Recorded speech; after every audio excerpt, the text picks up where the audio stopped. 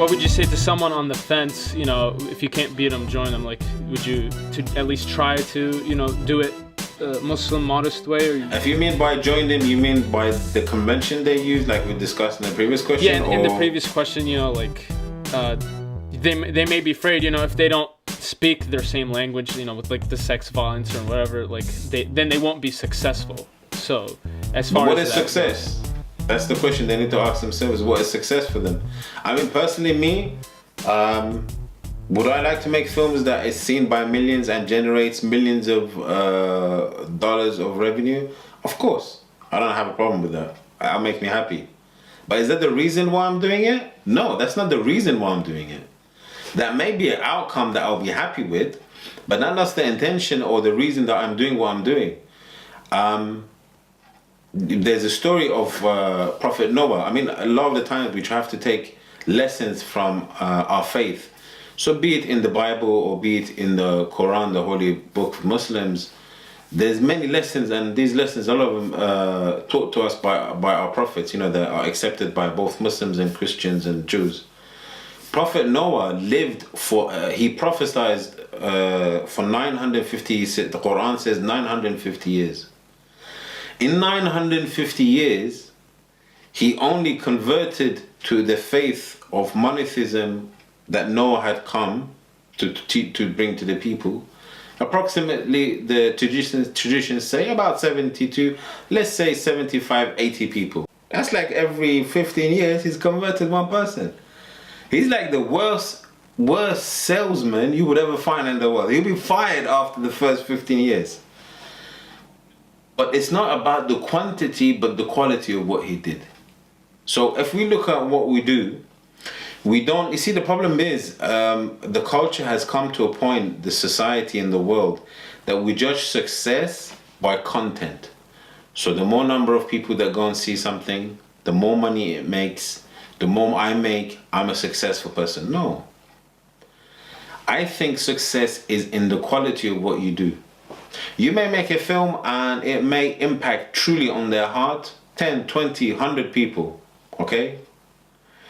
But those 100 people, if they're guided, if they're affected in a positive way, I'm not saying aim to make a film where only 100 people see. That's of course, that's like the stupidest advice anyone can give anyone. I'm just giving you an example of if you've made a film that's only impacted small number of people, but truly, and if, you know, loads of people have seen it, but truly, that should be the intention in the first place. Yes, I also believe that we should make films that are financially successful so they become self-sufficient. That's not what I'm saying. I'm talking about the intention of why you go into filmmaking. The intention of each individual film is different. So you want to make a film that is successful, that generates, you know, you have a budget, you want to make sure that budget is covered, extra is made to give to the people who have invested in the film, so they're happy to invest in another film after, so forth and so on. But I'm talking about the reasons why an individual goes to do what they do, the job that they want to do, the career that they want to take, be it an artist, a filmmaker, a scriptwriter, a distributor, whatever. What was the intention of the you know, in Islam, everything starts with intention. If you have intention of khair, if you have intention of goodness, then whatever happens after that becomes ibadah, becomes worship of God. If your intention was completely nothing to do with God and it was only for yourself, no matter how much money you make, when you leave this world, you can't take that money with you anyway. So as a Muslim person, or as an individual who has faith in God, Christian, look at the intention of what you want to do. A lot of people don't. Majority of the people don't care. Let's be realistic. Most people don't have faith. They don't care about the next world. They just want to make loads of money. Just have a, you know, good, successful, materialistic life. But that's then. I'm not talking to them. I'm talking to the few number of people who care about what they're doing, the connection with their creator, and it feeds into their job. And I'll give you a few examples. I've done a lot of films where so within the faith of Islam, we have important personalities that are based around the Middle East, and we believe that by visiting these personalities we increase our spirituality, because by going close to positive energy you gain from that positive energy. That's why we encourage in Islam that you perform pilgrimage every at once in a lifetime, if you can, financially and physically. You go to visit the Mecca, and you visit the Holy Prophet's shrine and everything. Why? Not because the Holy Prophet or Allah needs us to visit them, but because by going to the source of positive energy, which is the Kaaba, the center of the earth, scientifically it's been proven to be the center of the earth, where I've been there myself, and that area that I've entered, no matter how much stress and worries I had outside of that boundary, as soon as I stepped foot in that boundary and I was close to the Kaaba and I was looking at this building and the tears and everything that was coming from my eyes, positive energy, no negativity. I couldn't feel, stressed about anything to do with my life before. It's just positive energy. So take that away to my life outside of, because obviously we don't live in Mecca all the time. We go back to our own countries, our own cities. We take that positive and we try to nurture that spirituality and utilize it in our life. So I made programs that encourage people to go and visit, important Muslim personalities, so they grow individually and get close to God. And by getting closer to God, they are able to deal with the difficulties in their life, in their relationships, in depression or whatever they have.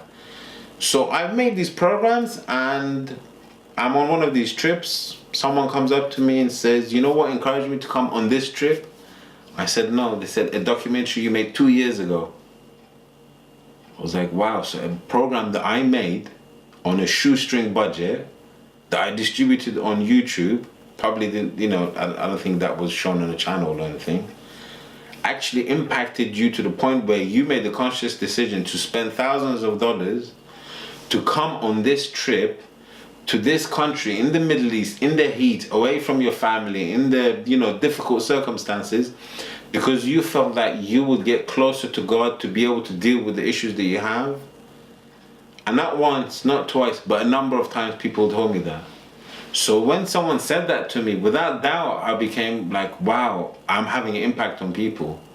He or she will then leave this trip, and inshallah, in their life, God willing, they will be able to deal with the hardships of life they have, because they have a closer relationship with God. And if they have a closer relationship with God, they're going to be a better person overall. No one's going to be perfect, but they're going to be a better person overall.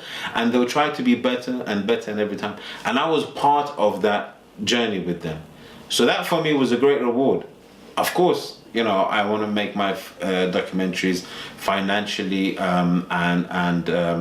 viewing wise successful, but that's not the intention I went in. The intention was to have a positive impact on people. So if you have that in your head, then I think you'll be able to answer to yourself, do I want to make stuff just so I can get into the crowd and make money and become famous? You'll answer that to yourself. It's not going to be difficult. So your intention again is in your heart, and you know that, and you have to take time away to think about that, because the problem with this industry as well, I've never got to that level. I mean, I've been invited a few places, alhamdulillah, and I was happy to be invited. It made me feel proud. But I've never been successful in a way where I've been tempted to go and, like a big Hollywood party or a big Hollywood. I've never been to that. I never got to that. Inshallah, I'll never get to that kind of situation. So I don't know how hard it is for those people who do. But I think they'll be tested. If you're successful in making films, and you become really successful, and you will be invited to this place and that place, and people want to speak to you, and celebrities and award ceremonies, and you start to think, oh, I'm not, I'm quite a great person. That ego may come up, the shaitan will start working on you. You have to be careful and go back to your original reason of why you got into making films in the first place. Was it to become famous, or was it to make an impact in a positive way? Mm-hmm.